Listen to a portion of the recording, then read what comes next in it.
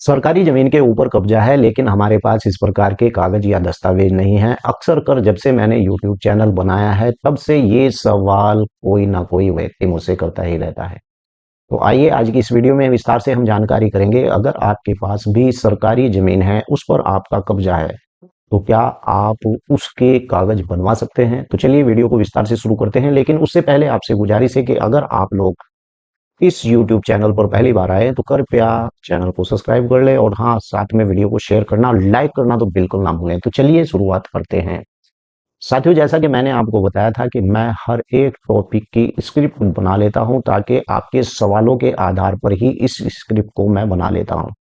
और जो आपका सवाल है, मैं ऐसे वीडियो नहीं बनाता हूं कि मान लीजिए कि अगर कोई व्यक्ति है और उसने जो है वीडियो ऐसे ही बना दी किसी भी टॉपिक पर, मैं इस प्रकार की वीडियो नहीं बनाता हूं। मैं आप जो मुझसे सवाल करते हैं, मैं उसी जो है टॉपिक बना लेता हूं, उसी वीडियो का उसे टॉपिक बना लेता हूं और उस पर ही एक सवालों की स्क्रिप्ट लिख लेता हूं, ताकि आपको हर एक सवाल का जवाब मिल जाए। तो चलिए वीडियो को शुरू करते हैं, जानकारी करते हैं।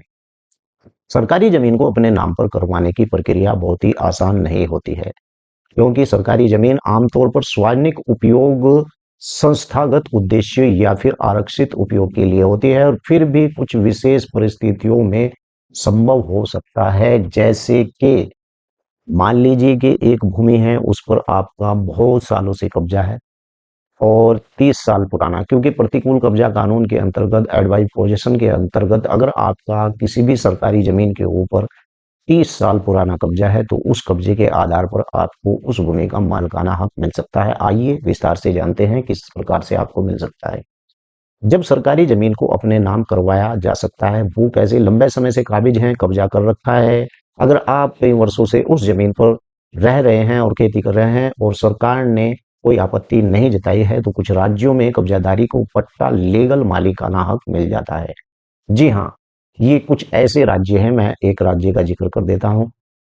हरियाणा राज्य के अंदर इस प्रकार से अभी हरियाणा राज्य सरकार के द्वारा एक जो है अमेंडमेंट पास किया गया अपनी विधानसभा के अंदर। अगर किसी व्यक्ति के पास वाणिज्यिक उपयोग की ऐसी कोई भूमि है जो सरकारी भूमि है और वो उसके मकान के अंदर आ रही है, तो इस भूमि को लेकर मकान नहीं तोड़ा जाएगा, क्योंकि जिस 600 वर्ग भूमि पर उसने कब्जा कर रखा है, उसी 600 वर्ग भूमि के ऊपर उसे मालिकाना हक दे दिया जाता है। कितना बढ़िया नियम ये हरियाणा राज्य सरकार के द्वारा लाया गया है।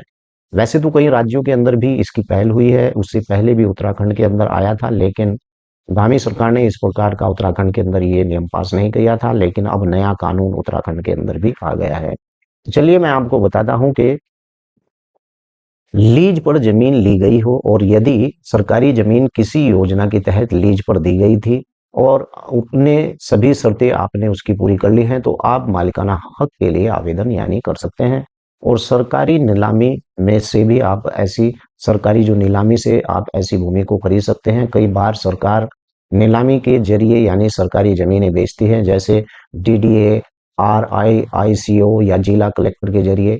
इन नीलामी में भाग लेकर वैध तरीके से जमीन खरीद गई है, तो जमीन को आपके नाम करवा सकते हैं, उसका आपको मालिकाना हक भी पूर्ण रूप से मिल जाता है। लेकिन यहाँ पर बात अवैध कब्जे की नहीं होना चाहिए, क्योंकि अवैध कब्जे का प्रोसीजर बिल्कुल अलग है। अगर आपने जमीन पर अवैध कब्जा कर रखा है, तो यह कानूनी रूप से मान्य नहीं होगा। ऐसे मामले में सरकार कभी भी कब्जा यानी आपका हटवा सकती है। अब प्रक्रिया क्या है, स्टेप 2 के अंदर हम जानेंगे कि प्रक्रिया क्या है। स्टेप 1 यानी कि स्थानीय राजस्व कार्यालय से जानकारी ले। पहले पता करें कि जमीन किस श्रेणी में आती है।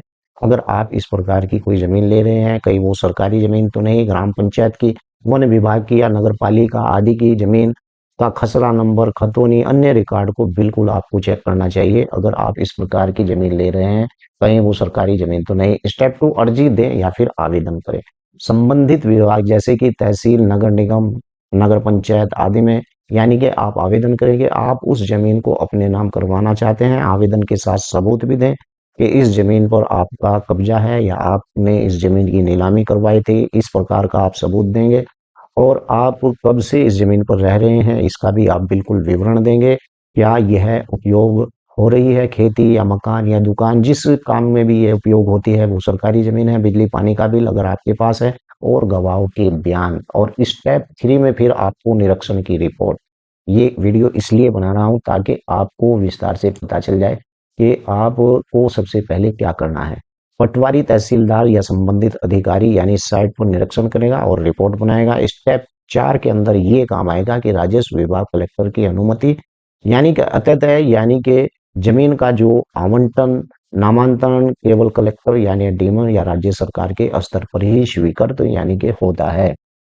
तो कहने का मतलब ये है कि अगर आपने कोई भूमि इस प्रकार की नीलामी में छुड़वाई है या आपने उस प्रकार की जो कोई भूमि अवैध कब्जा किया है, तो इस प्रकार से आप वहां जहां रह रहे हैं तो वहां पर आपको सबूत देना पड़ेगा। आप कब से इस जमीन पर रह रहे हैं ये भी सबूत देना पड़ेगा। और आपको यह उपयोग किस काम में लाई जा रही है, यहाँ पर आपने दुकान बना रखी है या खेती कर रखी है, बिजली या पानी का बिल, यानी अगर अवैध कब्जा भी आपने कर रखा है तो इन दस्तावेजों को आपको उपलब्ध कराना पड़ेगा, चाहे वो कोर्ट में आपको उपलब्ध कराना पड़े, चाहे वो आपको नगर पंचायत, नगर निगम या फिर राजस्व विभाग के कार्यालय में, और 2 गवाहों के बयान का एफिडेविट ये आपको यानी सबमिट कराना पड़ेगा। अब उसके बाद स्टेप 5 में पट्टा जारी होना, रजिस्ट्री। यदि स्वीकृति मिल जाती है आपको राजस्व विभाग या नगर पंचायत या इनसे सबसे मिल जाती है, तो आप उस जमीन का पट्टा, लीज डेट यानी कि लीज डीड और अलॉटमेंट लेटर दिया जाएगा आपको। जब भी आपको पट्टा होता है या वो भूमि सरकारी है उसके आप कागज सबमिट करा देते हैं कि वास्तव में इस भूमि पर मैं रह रहा है।